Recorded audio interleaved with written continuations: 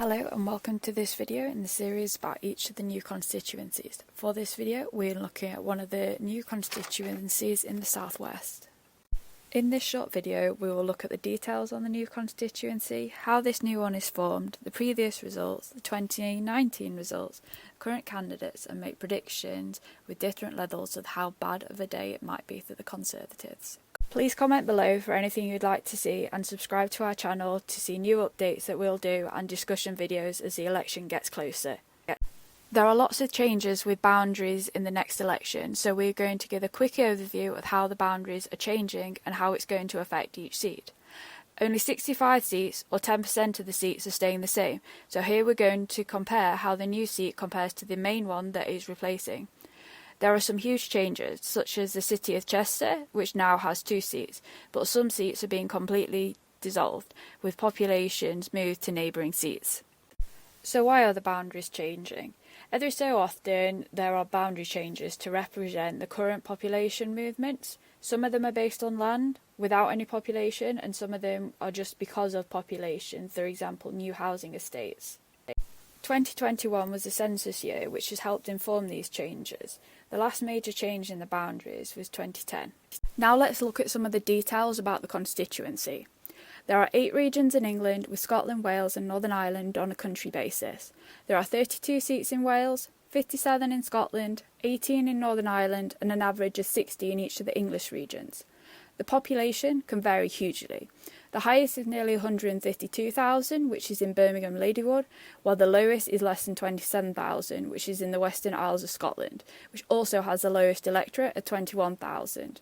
The average population is 103,000 and the average electorate is 73,000.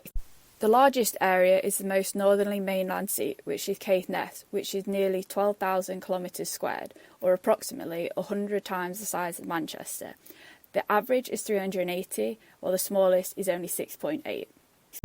The average percentage of the 16 to 49-year-olds is 41%, with the highest in Leeds Central and the lowest in North Norfolk, which also has the highest 65+.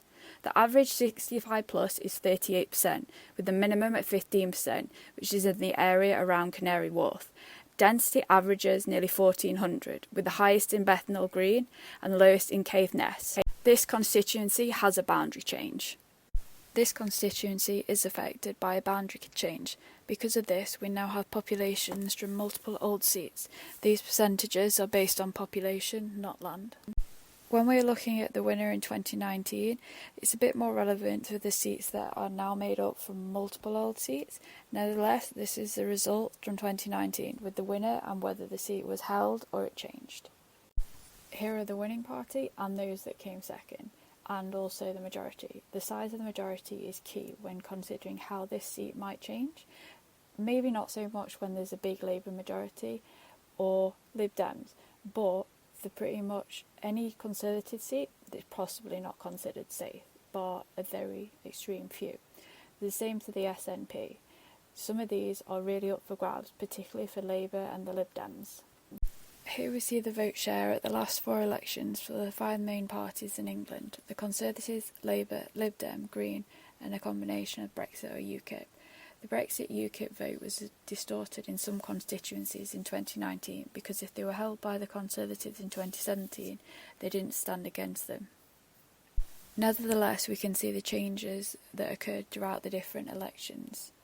This is a list of candidates that are on the ballot paper for this constituency. This is now a finalised list as the deadline to register as a candidate has passed. Given the forecast, this seat could go either way. Thank you for watching this video. We hope you learned a lot about the new constituencies. Please subscribe to our YouTube channel, follow us on Instagram and Twitter.